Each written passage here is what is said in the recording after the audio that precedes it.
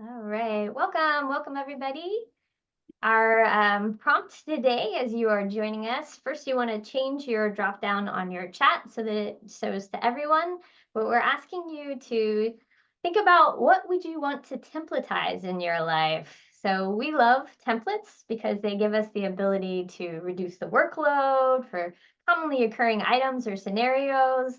They can rescue us from having to expel extra energy or thought. So what would you create a template for in your life? Would you have a holiday gathering template or maybe a get ready in the morning template? What do you wish there was a template for? So let us know in chat where you're coming from and what would you create a template for in your life? See those numbers jump in. Stephanie, would you have something that you would create a template for? It feels like we have templates we've created. I have little ones, and so my getting through a bedtime routine with two little ones, my husband and I essentially have a template. And prior to that, it felt like chaos. And now that we are able to slot some things in, feels Mm-hmm. good. We love a little flexibility in that template, but that bedtime, most people would call it a routine, certainly helps. Yeah, definitely. Just a reminder, make sure to change the chat dropdown. It defaults to just hosts and panelists, and we want to make sure everyone sees your fun comments.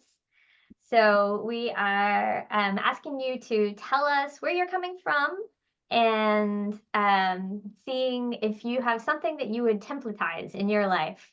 So the idea is that we're using templates today. We're going to show you some really cool things with different sizes and types of templates. They'll help reduce your workload and your stress also. So if there were templates for life, what would you use for create a template for in life? And we're going to get started in just a second as people continue to join us. Yeah, we'll shift our attention. It seems like a few of you are like, wait, I'm coming in for course templates. Absolutely. That is our focus Yes. today. Just asking a silly question about what would you templatize in your life, you Yeah, know? I it's just really our like opening. Christopher and Jennifer's comments for eating healthy and for meal planning. That would be great. Somebody could just create that for. I mean, there's a ton of templates for those out there, but they're not always as flexible as you'd want them to be. Maybe you really don't like bell peppers. I don't like bell peppers. A template for your kid. Ah, I see that. Yeah, things that we, have to do every day, things that we have commonly occurring scenarios. Those of us who are coming to this today are looking for ways to reduce that workload for ourselves, that make us have more time for the things we actually care about. That's the important thing. Well, please continue to introduce yourself. Tell us what you would add in your life as a template. We're going to go ahead and kick this off. I am Kristen. I am glad that you're here today. I'm the Director of Marketing at Cidi Labs. Today's webinar is part of our Design Matters live series, and we're going to cover 3 strategies to help you make the most out of templates in Canvas so that you can feel like a superhero and come to the rescue for your team. We'll be showing you what the research says, and then also the tools that are going to make the seemingly impossible possible. But first, we're going to cover just some housekeeping issues. So we are recording this, and we will send you out this webinar as a recording, plus any links that we put together, probably in the next day or two, so look for that tomorrow.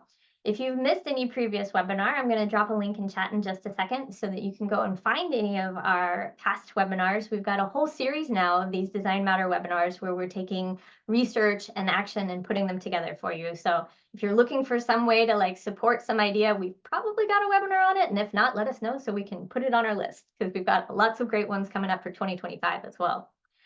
You will find our most recent webinar on scaling there, as well as our product overviews and design feature spotlights. So I'll be dropping that link in here. Doing 2 things at once. Can do it.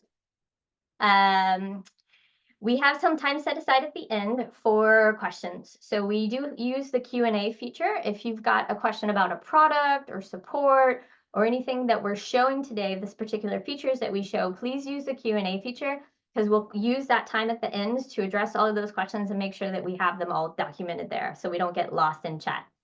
We will be using chat, so keep talking to us, keep giving us feedback, but if you've got a specific product question, use the Q&A. And again, just a reminder that the chat automatically defaults to just hosts and panelists. So you'll want to change that drop down so that it says everyone, so everyone can see your fun, lively chats. So now we've covered recording, we've covered Q&A, we've covered chat. I want to introduce you to our presenters. So joining me today from the Cidi Labs team is Stephanie Tate, who just recently joined our team as product and marketing manager. We're very thrilled to have her. Michelle Mondani-Stevens is one of our fabulous customer success managers, and fun note, was the first Cidi Labs full-time employee. And Claire Mance is one of our customer support specialists, who is joining us from previously working at Utah State's instructional technology team called Cidi, which is where Cidi Labs was originally born from. So we have lots of history of Cidi Labs here. I'm Kristen Powers. I'm a longtime instructional design nerd and happy to be your MC for the day. This is just a small fraction of our team who are here to help you get the most out of your tools. We've got some more team members in chat, so please say hi, rest of the Cidi Labs team, if you are here.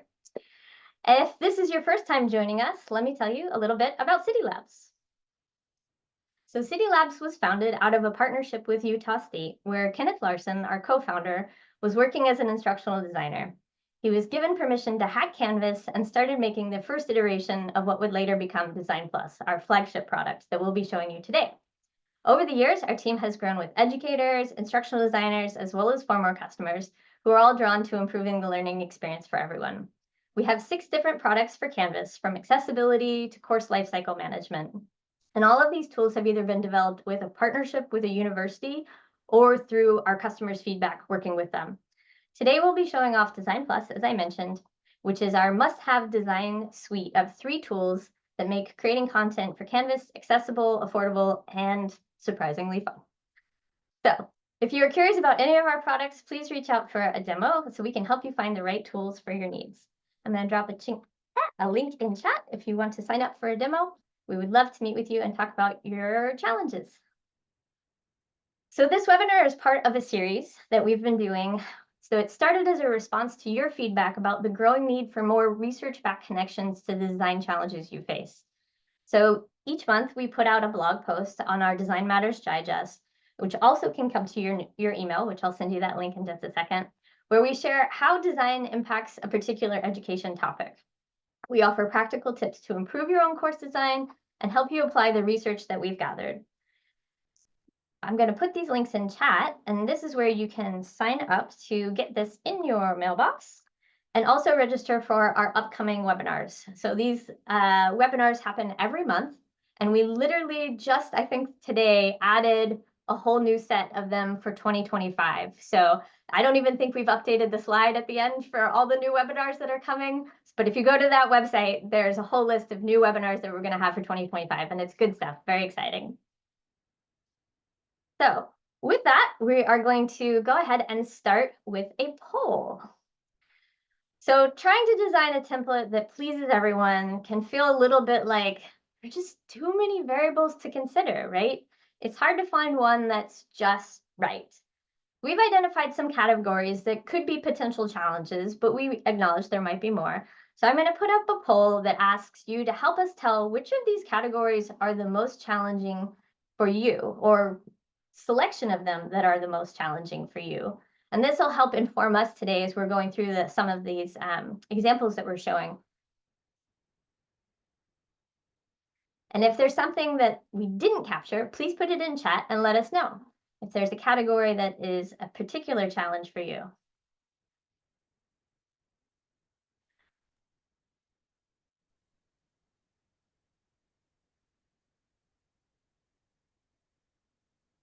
Accessibility. Okay, great. We're going to leave that up for just a second. Please continue to let us know while we're going to go ahead and continue moving on with Stephanie, who's going to introduce our goals for the day. Yeah, thanks, Kristen. So if you read our most recent digest, then you got a sense for some of the research-backed tips for both designing templates that support best practices and that can encourage use. So today you're going to see our tool, DesignPLUS, in action, and how it can help you easily design and distribute beautiful, effective, useful templates. Specifically, we're going to look at some of the research on the benefits of using templates and explore research-backed tips for building and implementing templates for a variety of users and a variety of use cases. For each of those strategies, we'll do a live demo showcasing how DesignPLUS can streamline both the template design process and the instructor experience, with a goal to help you walk away with a practical tool set to achieve exciting course design feats with templates. Woohoo! And of course, having fun is always a goal for us, so feel free to join in on that. And now this webinar is called Templates to the Rescue. So I imagine you're here with at least a baseline idea that templates can help you build better Canvas courses at your institution, or perhaps build faster and easier, right? But let's get grounded for a sec in what the research says are some of the benefits of template use in course design. So first, you can see on the slide here that quality course design has been shown to increase student motivation, learning, and retention. And why is this related to templates? Well, templates can be a vehicle for quality course design, right? Hopefully you're building templates that have quality sort of baked into them. And so using templates can be one of the vehicles for achieving a lot or realizing a lot of these learner outcomes. But that's like a bullet point drills in a little bit more for templates. This quote says that online course templates provide standardization for students in online course navigation and can foster early student engagement, comfort, and success in online learning. And these are some really, really fabulous outcomes to be angling for. But I want to say here at Cidi Labs, we care about practical solutions. So you heard Kristen describe how our products have been developed to tackle real challenges from institutions like yours. So our session today will give you template design strategies for the following goals. 1, designing templates that maximize both consistency and flexibility. 2, creating templates that help scale best practices at your institution. And 3, that last goal, designing templates to support use across your institution. Because what good is an amazing template that's too challenging to use, right? These sound like really great template design goals, but in working with customers, I hear so often that the complexities of their specific use cases and how it can be hard to design templates for what are often varying needs. So from updates and accessibility initiatives to ease of use by faculty, it seems like designing effective and easy to use templates can be really nuanced. Yeah. And I'm sharing, sorry to interrupt, I'm sharing some of the feedback from the poll because we did get some feedback directly on those challenges that you just had up. And it looks like user tech skills was the highest, course structures being second, program needs, and then training capacity and new teachers. We also saw a whole lot come through on accessibility, encouraging others to use templates, compliance, and customization. So we've got a lot to address today. Yeah, and this is exciting because I will tell you that we're going to cover some strategies for these elements. I think of template designing as sort of feeling like a Goldilocks situation, right? You don't want templates to feel too rigid, nor be too simple to be useful, right? And you want them to be full of best practices and yet be easily approachable for differing tech skill sets, which was one of those highest ranked or selected challenges that you all shared with us. So some institutions as well are more centrally managed and perhaps can leverage a master template, while others are more loosely coupled and need a more a la carte template solution, right? And we could certainly go on from here. But I want to say that throughout our session today, we'll be highlighting differing approaches for various needs. The hope is that within each of those broad research-based strategies we're going to discuss today, you'll be able to find an approach that isn't too big or too small, too hot or too cold, but is just right. So our first focus area today, let's dive right in, is thinking about that major concern that so many of you noted and we're thinking about, right? There's this idea of academic freedom or templates being too generic, right? Customizing, we saw kind of pop up quite a bit. So how to design templates that maximize course consistency while remaining flexible to meet the specific user's needs.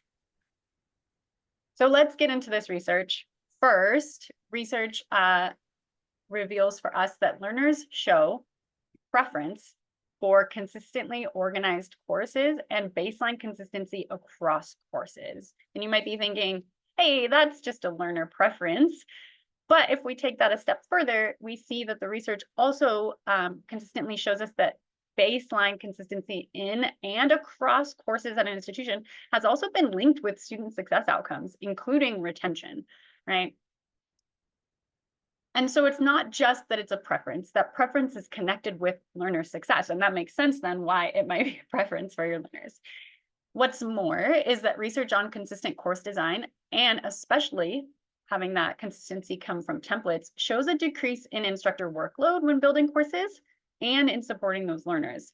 So one study directly mentioned reluctant instructors admitting that they liked how the template seemed to really cut down on their emails, presumably for reasons such as learning resources being easier to find, right?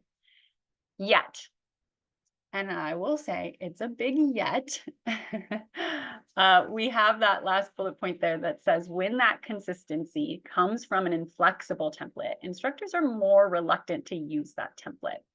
And some of you mentioned this in the chat, right? Like actually getting your instructors to use the template that you're designing. Never fear, we will talk about this.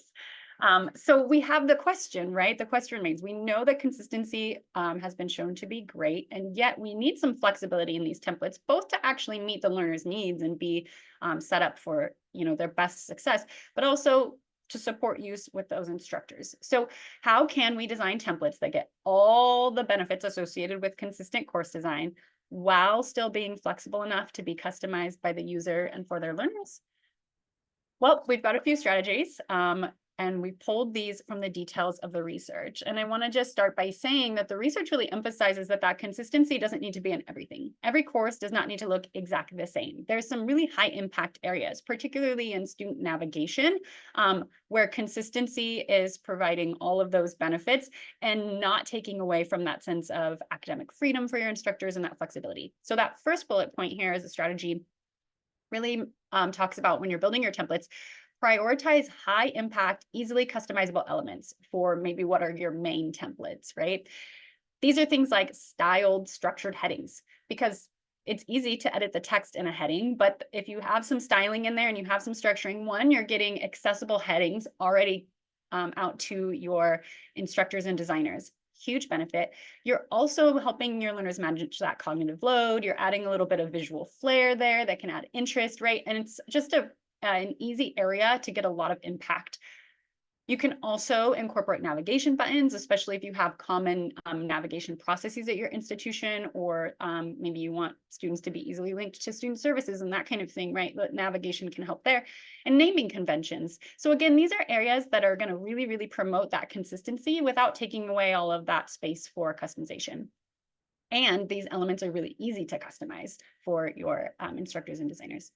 The second element for the strategy is to design templates of varying sizes, right? There's no one size fits all magic template solution for most of your users. So you can build out whole course or item templates. By item, I mean like maybe a whole page, right? But it's also really useful to have some add-on templates. And these could be add-on items like pages or modules that they add onto a whole course template, but it could be even things like content chunks, like, hey, I just need something that has some student support resources to drop onto a couple of my key pages. Or think about designing domain, age, or use specific chunks of templates as well. That really allows for that customization and that flexibility on top of what might be kind of the essential template. I really like those strategies, Stephanie, and I think they can help institutions think about their approach to template design, but trying to provide access to varying sizes and types of templates in, say, Canvas Commons seems like it could get pretty messy between locating the right template and all the steps involved in importing and organizing the content. Then some institutions serve multiple schools that may have their own colors, so even the styled headings idea can get kind of complicated quickly. Yeah, you're totally right.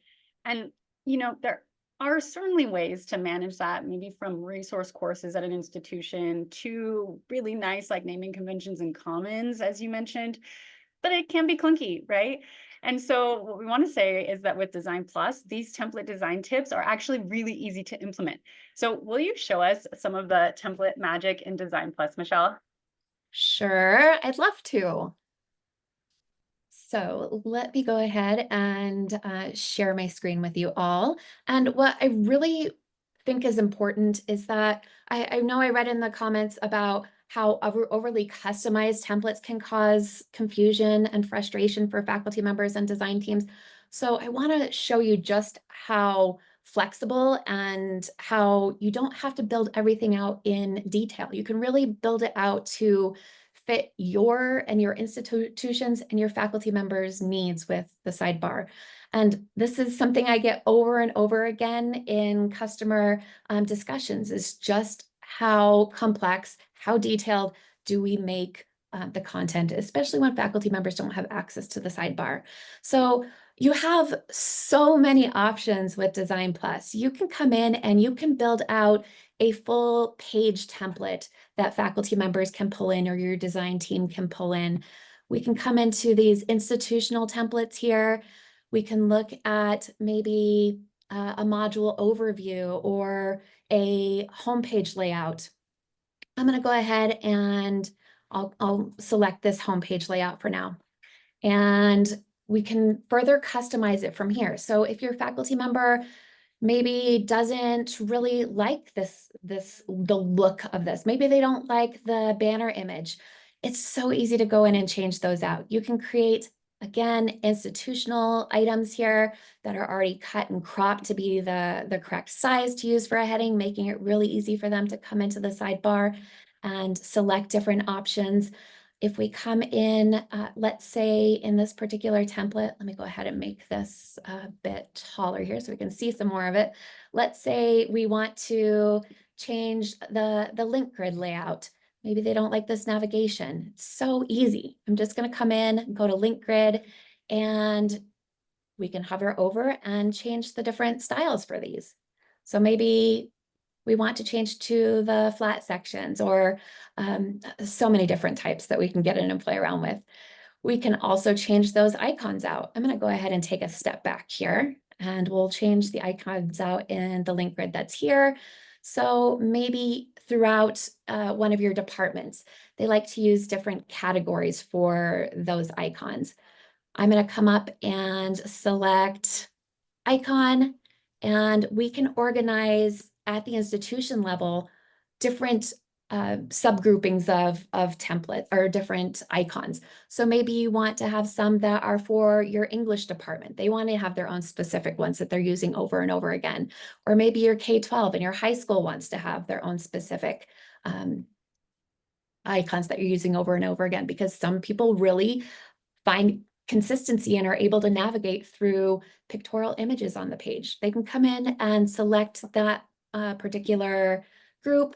Let's say we're just going to look at education now, and it's so easy to come in and change those out quickly. When it comes to, let's say you don't want to have a full page built out. That just doesn't work for you and your institution. Your faculty members want to be able to build something out more from scratch. I'm going to go ahead and cancel this page. And there's so many pieces that you can use within the sidebar to build it out for your own custom needs. So let's say we want to add in a theme, but we don't like this theme that is set up as default.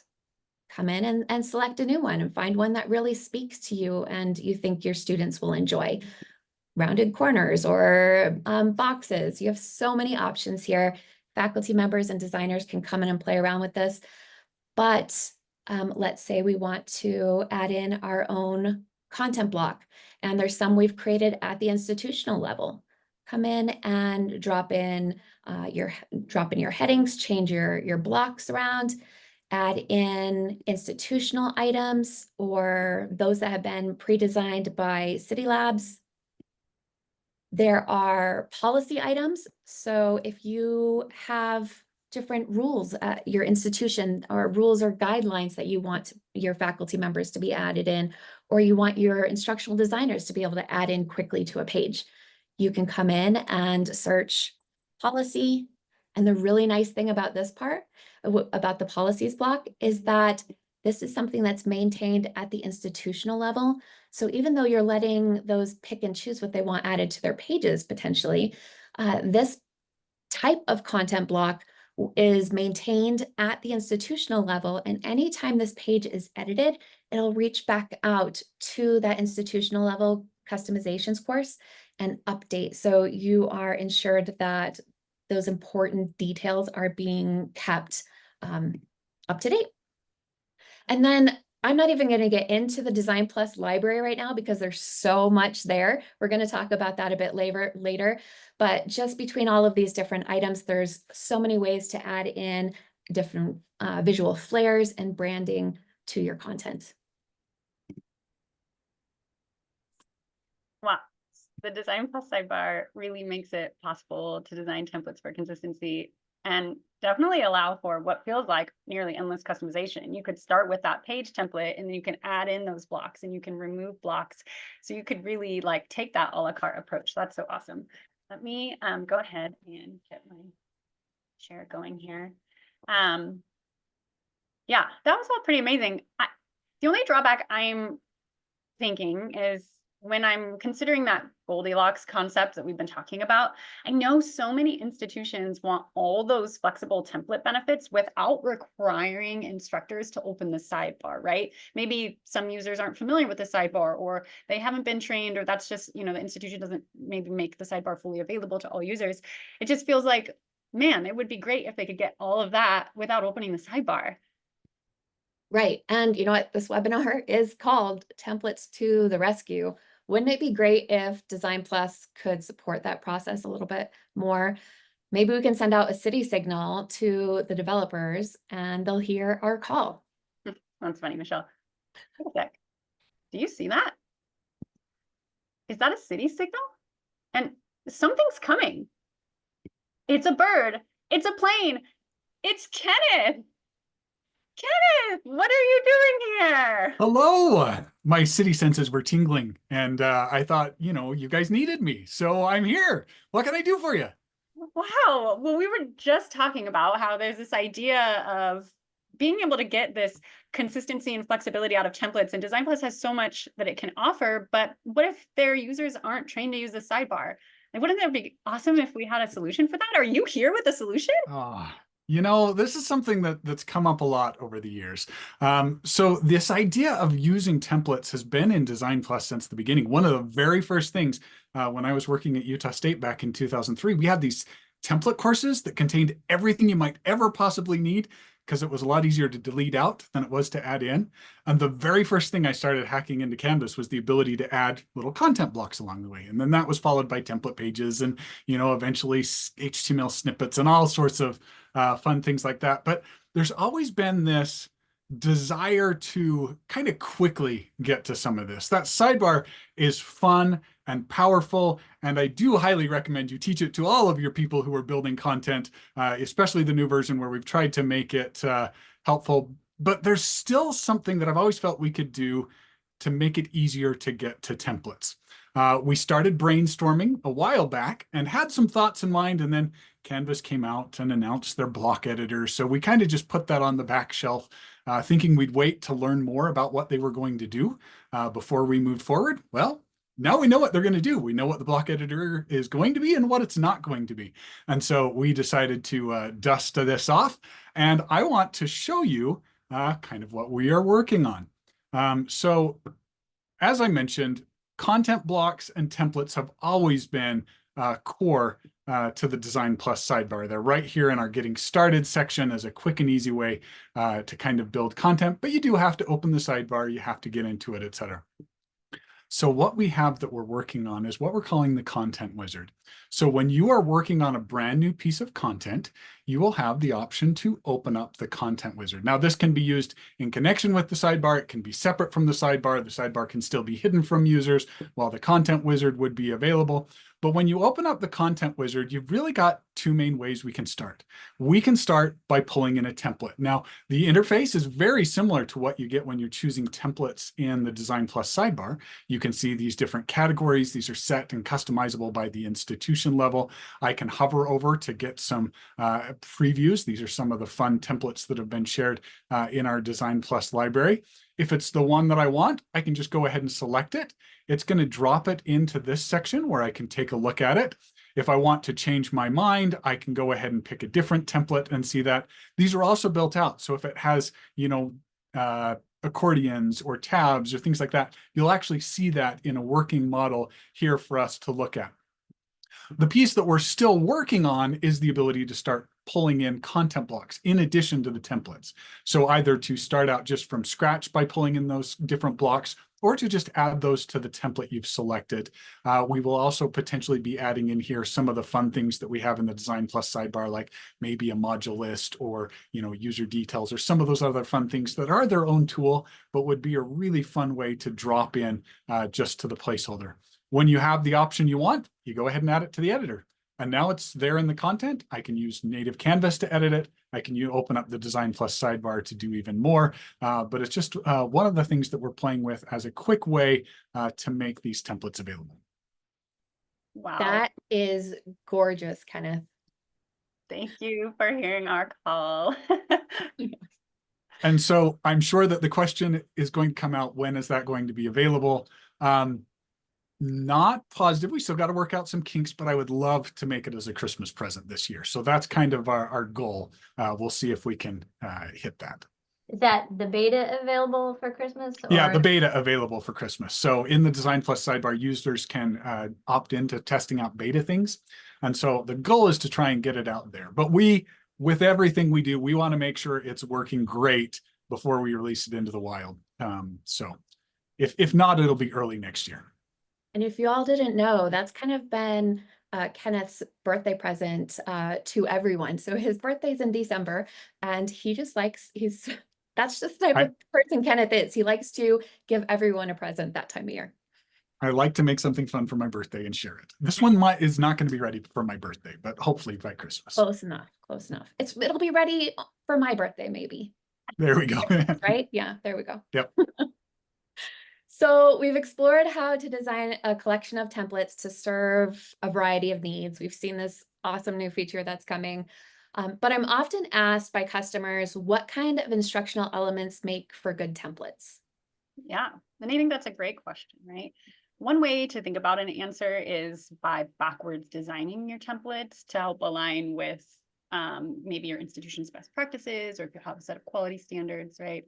So let's explore how templates can work hand in hand with professional development and institution initiatives to really help scale your best practices.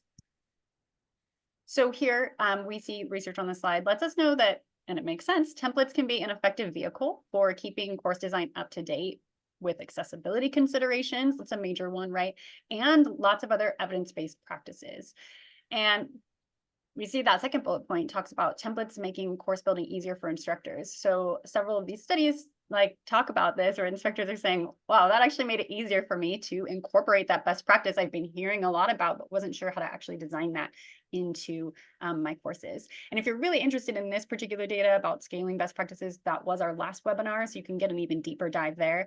But the research is showing that having templates with best practices built in really encourages adaptation of online learning best practices and reduces that course building frustration that can come as you're trying to, push through a new initiative or incorporate a really great evidence-based practice.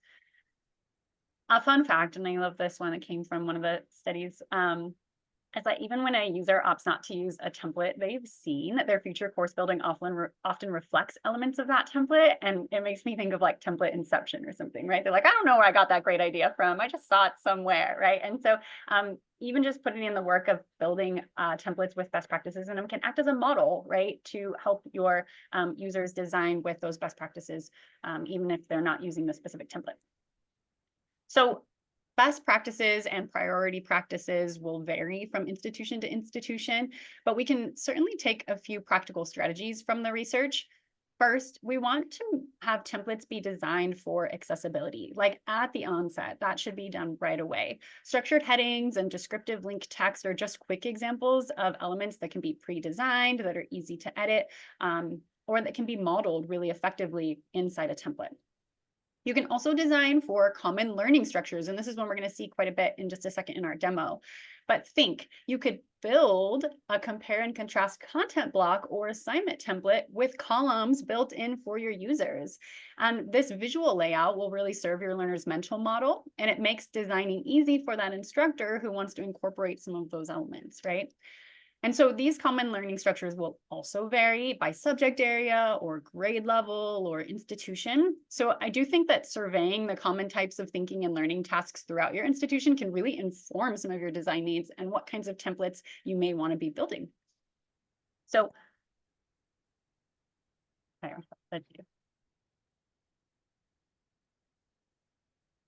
we've got you muted. Of course, I have to do that at least one time. So Stephanie, I know a barrier for instructional designers and template users is that designing some of those learning structures in Canvas might require coding knowledge. And even with that knowledge, it can be really time consuming. So let's show everyone how easy it is to design for best practices in DesignPLUS. Yeah, let's do it. So I'm going to pop over to this example, as I was talking about earlier. This is a compare and contrast page, right? You can imagine that you could provide this. As Michelle noted, we have templates of varying sizes. You could provide this at the page level. This could be an entire page content. You could build out, if this is a common learning structure at your institution, you could have a compare and contrast page. You can add the banner title here and style it, right? And it'll be responsive to your particular account, sub-account. So if you do have different schools at your institution, it's amazing because these colors will adjust if you have those institutions' colors in a sub-account, which is so cool.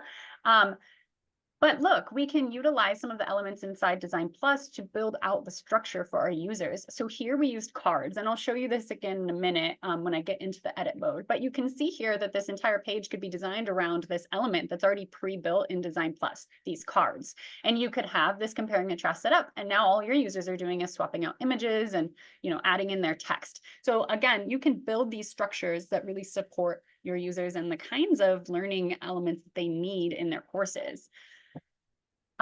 Another example might be, this could be on the same page or it could be its own chunk, right? But you can build out content blocks. So I didn't say that up here, but you could also just take this element. Maybe you have an entire compare and contrast page, but you could also make this element available as just a content block. You'll see later when I'm in edit, the outline around it will tell you that all of this is in a content block. So you could just have a compare and contrast content block for someone who didn't want a full page template. They could just add in this structured element to really support their designing.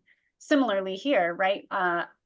Maybe a lot of instructors or designers need to have a way to incorporate video. Maybe it's like recorded lectures, or they just like adding YouTube videos for supplemental content.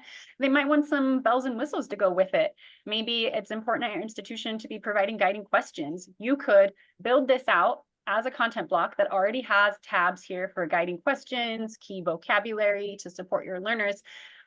One thing to note here, we can very easily float videos inside DesignPLUS, but if you wanted to build this as a template, you could use columns instead to make it easier for your users to not have to open the sidebar. If they didn't want to, they would just add their video into one column, and the other column has this structured element in it.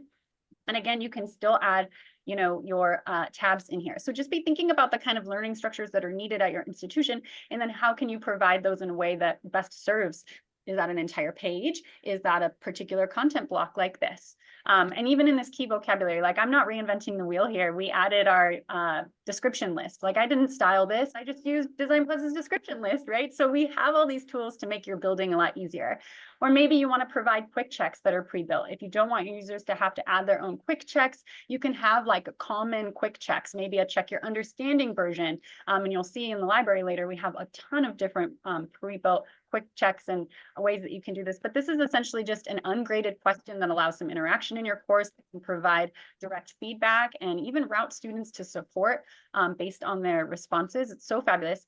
And I saw a few people talking about like progress checks, but you can also add progress indicators. So again, think about what kind of learning structures are needed at your institution. But I want to remind you that this is pretty easy to get in and utilize some of these elements and add them in. If I head over into edit, you'll see some of the structure around these. So say maybe I built out this entire compare and contrast page, but then I also want to templatize just this content block. This content block right here has these cards with this structured heading and the icon already connected with it. I can add that to my institution's customizations page. I can just copy this content block there, and ta-da, I'm templatizing this structure at various levels to meet my institutional needs, right? But I also mentioned, I lost my screen there. Can you all still see it? There we go.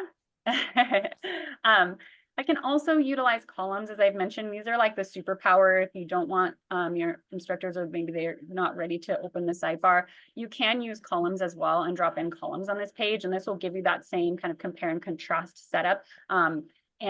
Or to structure, like I mentioned, these video piece. And I did already build out that video piece just to show you what it looks like. So say I came in to add new elements to this page. Maybe it didn't have the video on it, but I wanted to add it. I can choose to add a content block here. I can overwrite that content block right now with something that already exists, whether it be these cards that are already pre-built and gorgeous.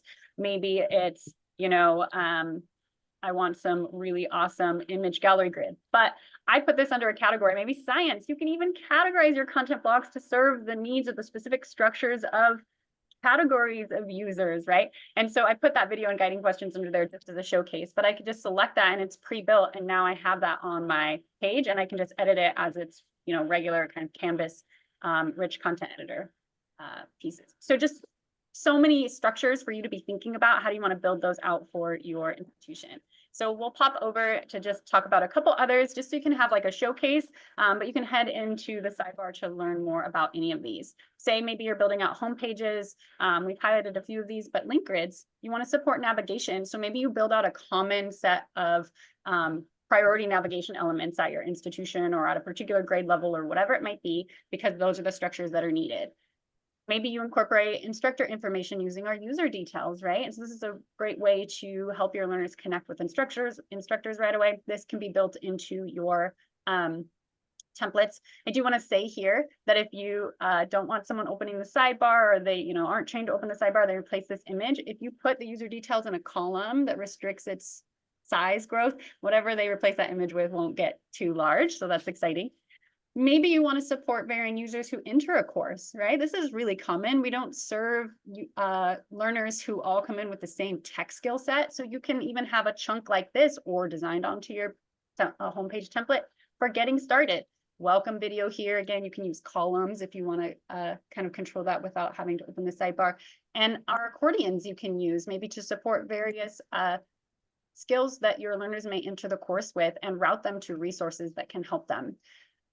Many love our modules list. Our modules list is amazing and very cool. You can style it in a ton of ways, but this is one of those ones that you do want to open the sidebar to be able to kind of style or edit. But again, you can utilize columns and build these out. And instead of using maybe a table to lay out buttons, which is not accessible, you can use columns for that. Again, a little showcase of columns, but maybe you want to connect to resources or have supporting instructor interaction on your pages. So just be thinking, what are your institution needs?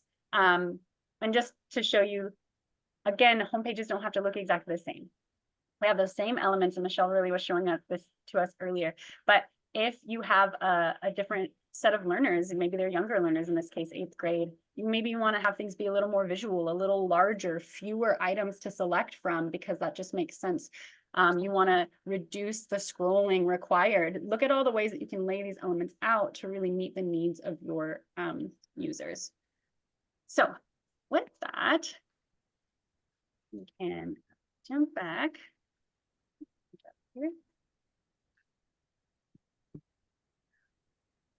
I love all of these elements, but I do understand how some can get really overwhelmed in the sidebar. There's just so many amazing things there. There's so much flexibility, but I want you all to know you don't have to build this all from scratch yourself. With the release of the DesignPLUS library, remember that so many things are built for you to pull in and use as a starting point now. And we have had some amazing contributions to this over the last, has it been a year already, maybe, since we've released this? Maybe close to that? I can't remember. Time is just strange ever since that 1 year. So I can't keep track of anything myself anymore. But if you wanted to include maybe like flashcards to your course, hover flashcards, that's a pretty cool option there, or readiness checks. These are all things that are already created for you in the DesignPLUS library that our designers, shout out to Ethan DeCuster, because he has created so many of these awesome items. And other customers have added these, gave us permission to add these to our library. But there's just so many cool things in here. Glossaries, there are timelines, but if you can bring these into your own courses, even into your institutional level customizations, and manipulate these and customize them for your use case. So they're giving you a fantastic starting point that you can then customize for yourself. If you find that you've created unique elements at your institution that you want to share with others, please send them our way. We love being able to showcase all of the really cool things that you all have shared. And it's something that's been requested so many times over the years. So this is a really exciting resource. Yeah, I love it. And I think that so many of the structures that we need are common, right? Like how many institutions could benefit from having that pre-built compare and contrast that we showed, or as you're showing, that glossary or that readiness check. And so while we may have things that are specific to each of our needs, at some point, we really just can share with one another to not have to reinvent the wheel every time. So we love the library, super useful and super inspiring.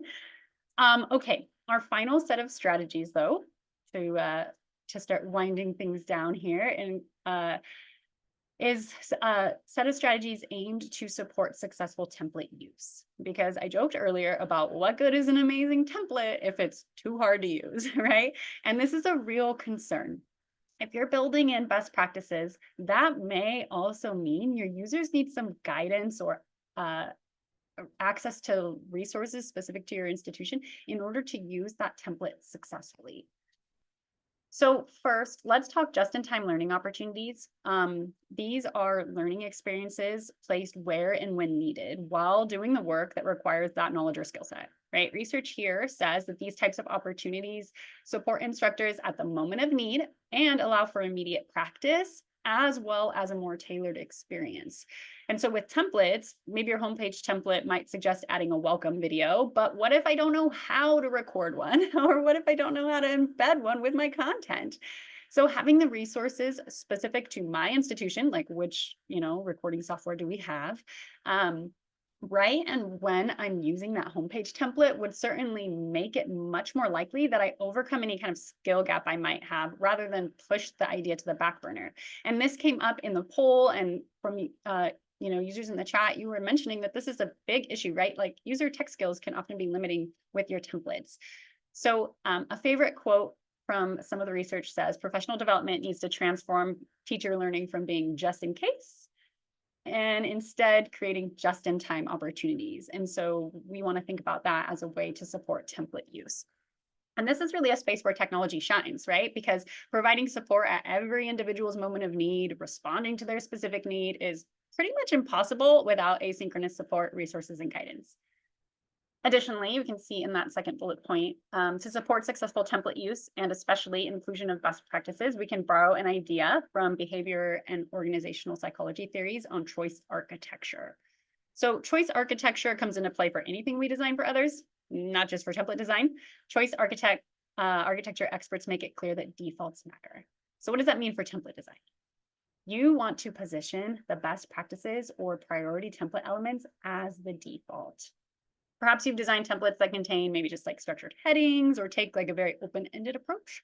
And this makes sense, given that some of you were talking about instructor buy-in or considering that research earlier about inflexible templates. However, I'm going to say this. Research on choice architecture emphasizes the power of that default option, and providing a more filled-in template within reason as the default is likely to increase implementation of the specific template element when you're considering the principle of least effort, right? It's a lot easier to remove something you don't like than it is to build a best practice from scratch, right? And so providing that model or that guidance, it's not that hard to delete it out if you didn't like it. And this may feel simple for some of you at a more centrally managed institution. You're like, no problem. However, I know some of you are at institutions where providing suggestions or robust defaults seems like it might backfire, right? And admittedly, research does suggest that defaults are a little less effective when individuals don't trust the choice architect. And from my teaching experience, this feels a lot like that classic educator-administrator mistrust, and I've been there. But I want to say this. defaults in a template are great because the instructors are not stuck with the decision, right? You just said, just delete it. But you can also market the templates with transparency, that they're designed to make it easier for instructors to utilize best practices in their course, but that text and other elements are fully editable to be customized as needed by the instructor. And so I know that was a lot of commentary, but it's a really common problem we face when trying to get templates used across our institution. And so what are the practical strategies for supporting successful template use that we can extract? One, it makes it a lot easier to use a template if it has evergreen text content, if you don't have to update it regularly. I was working with instructors who would, put on like a discussion page that something was due like Friday, September 27th. And I would tell them, hey, if you want to reuse that September 27th piece isn't going to serve you. If your discussions are always due on Friday, maybe let's just delete that piece so that it just always says Friday. It's a lot easier to keep up when things are evergreen. Another strategy, as I mentioned, provide text suggestions as the default in your templates when relevant, and connect template elements with relevant support resources, right? That's going to get those templates used. Customers are always trying to find that Goldilocks approach to balancing and incorporating great design elements into their templates, but worrying their instructors might not know how to complete the template or do some of the tech-intensive processes you mentioned, Stephanie, like including a welcome video. And there's not always an easy way to connect resources with templates in Canvas. So I love to tell them about DesignPLUS's action items. Can you show everyone how amazing action items work, Stephanie? I know we've had some questions about that, so I think that would be an amazing thing to show. And we have a few minutes left, so let me give you a very quick tour. But I'll head into edit. This is maybe just a template that you might have at your institution with this teacher information and contact. But we've added some action items in here. So where you might have just in square brackets your name, if I select into this with my sidebar, let me go ahead and make this a little larger for you. I can see that this is a action item that's an input prompt. And here I have a note that's adding some more support. So where this might have been visible on my page, and I've heard customers say, if I put the support there, they forget to delete it, and then the students see all those notes. Action items to the rescue here, because we can hide that information where only our editors are seeing it. So this is an editor only note. When I save this page, you cannot see it. These inputs, you cannot see them when I save the page. And so these are ways that we can add in the support right where it's needed, even down to thinking about the suggestions element, right? And so this is a way to manage that suggestions. If you were worried that your suggestions may feel a little too pushy, you can highlight something using the sidebar. We can turn it into an action item. So if I use my search, so great, I can find all of my action items. You can see we have everything from checklists and inputs to suggestions. I can turn this item into a suggestion. And just like that, someone can then choose to accept that suggestion if this were true for their course or not. Now, let me pop out of here really quickly and go ahead and save, because I want to show you two things that are amazing. One, you won't see those notes. Ta-da! They're not there, right? So your learners won't see them. They're just hidden for your instructors and your other editors, maybe your designers. But also, if you were worried about your users not having access to the sidebar, you want them to be able to complete as much as possible outside of the sidebar, you have the ability to do that. So this action item, little note here, will let them see what the task is ahead of them before they venture into the template. And when they edit, my sidebar is going to automatically launch because, of course, I use it every second. But when I drop that sidebar down, I'll still have access to those action items. If I never even knew what that rocket ship was, I can just select this and begin to complete these elements and clear them out when I'm done with them. So it's really, really simple, including I'll accept that suggestion, and it's removed from my queue here. All right. So let's jump out. We've mentioned a few times. Oh, let me do actually here. You may be designing templates that can be used successfully without your users needing to open the sidebar. I'm not going to go into all of this in depth, but there are some features that we have that work really well without opening the sidebar, or some design strategies you can use. Like I mentioned, columns are your best friend, right? Add things in with columns to create some of the structures or mimic some of the structures that might require the sidebar for users. But we do want to say a little bit of sidebar training goes quite a long way if you're wanting to develop some really incredible templates. And we've covered a lot of ground here, but we've stuck primarily with templates at an item by item level. What I want to say is that we also have the ability to take your template building to the module or course level with our multi-tool, which allows you to rapidly design your templates, then set them into our pattern with our module builder and have it duplicate out an entire course worth of modules with the correct naming conventions, indentation, assignment points, and more. I'm talking, say, 16 weeks of templates scaffolded into the course in a matter of seconds. So Kristen will share a link with you if you want to learn more about the time-saving multi-tool. But I think at this point, we might want to jump into questions, or what are you thinking, Kristen? Yeah, I think we've got quite a few Q&A happening. I'm trying to get everybody on screen. So let's see. One of the ones that came up that I saw in a few places was about, is there a way to set a lock in some way on these types of pages, or like an institutional block in DesignPLUS, but allow certain people to edit things and not others? Is that something that exists? Or how would you manage that? Kenneth. Yeah. So there is the ability when you're building templates and you're using the sidebar to lock content in the editor. In fact, we've recently also figured out how to unlock pieces inside locked content, which you normally, before you could just lock and it locked giant chunks. Now we can unlock little pieces in it. So maybe you want to lock the stylized heading, but you do want them to easily go in and put in some information in certain areas. So there is some of that we can do. Now, at the end of the day, Canvas's rich content editor is still Canvas's rich content editor. Someone can go into the HTML, they can tweak things, etc. We don't do anything to prevent that. We just make it far more difficult for them to edit some of those things. But there are other things that, yeah, we are still dealing with Canvas's rich content editor. So there are only so many things we can do with that ability. When it comes to who can edit and who can't edit, that becomes a bit of a logistical nightmare. We do not maintain any sort of system so that you can give different rights to different users. I also like to point out, I was a grad student who was allowed to hack Canvas, and DesignPLUS came out of that. So I'm always a proponent of empowering people and just giving them some basic information, and you usually end up running into far less issues than when you try and really lock things down, in my experience. So hopefully that answered that question. Yeah. There was a great question from Steffi Wilson about, is there an advantage to using content blocks versus pages, vice versa? Yeah, that's a great question. Stephanie, go for it.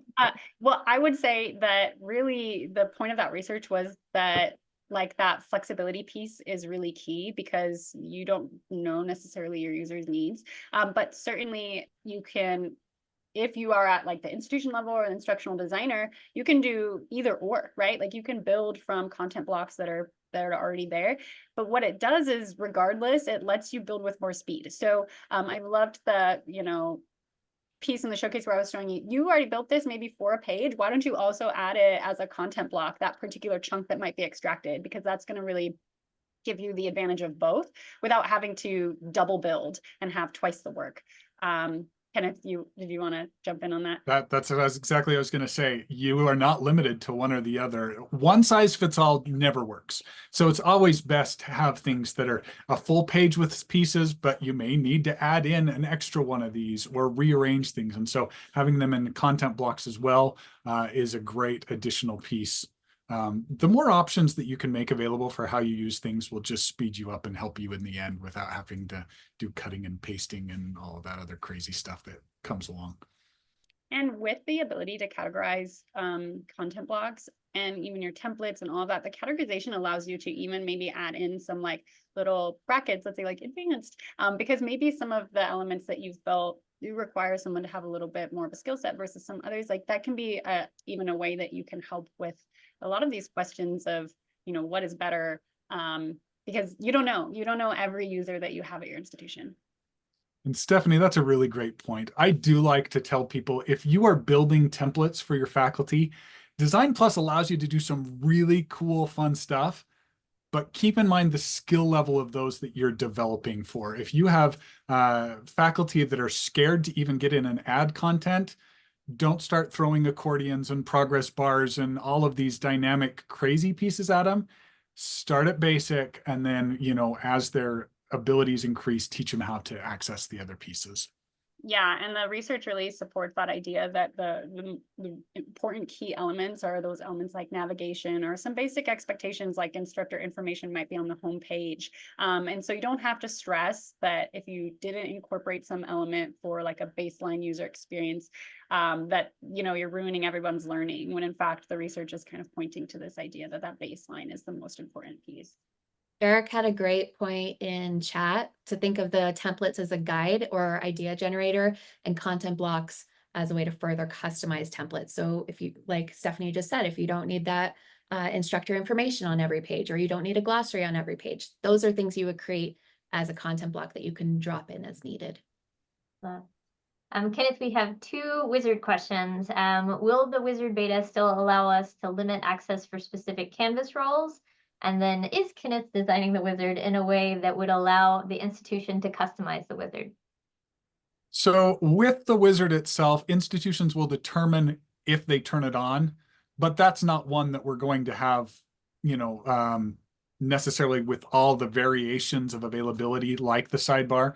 You can have it separate from the sidebar, but I don't think we'll build in, at least we're not planning to build in all the levels of, you know, availability for the sidebar, because really it is this idea of either we want to make available this quick, easy way to drop in these templates, or we don't, rather than getting down to that. And then the second one, was customizing wise. It's built in the same way as the content blocks and the templates in the sidebar, in that what you build in your customizations, your extended customizations courses, your shared customizations courses, those will all fill in based on the course itself. As we do get into adding additional things to like the blocks area, if we do add things like modulist, etc., those will all be things that an institution decides what additional pieces they want brought into that. Excellent.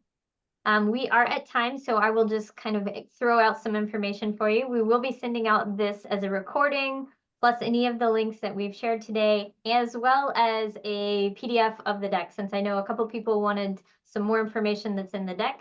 So we'll get that to you. And we've got some upcoming webinars in, so that link to sign up for webinars, we've got one that's about engagement, we've got one about interaction, we've got another big one about accessibility coming up December 5th. This is going to be the less stress path to accessible Canvas courses, and we've got a lot of different tools that we will be showing off in that one. So we are so appreciative for you joining us today, and hope that you have a great rest of your week. Thank you so much. Bye, everybody.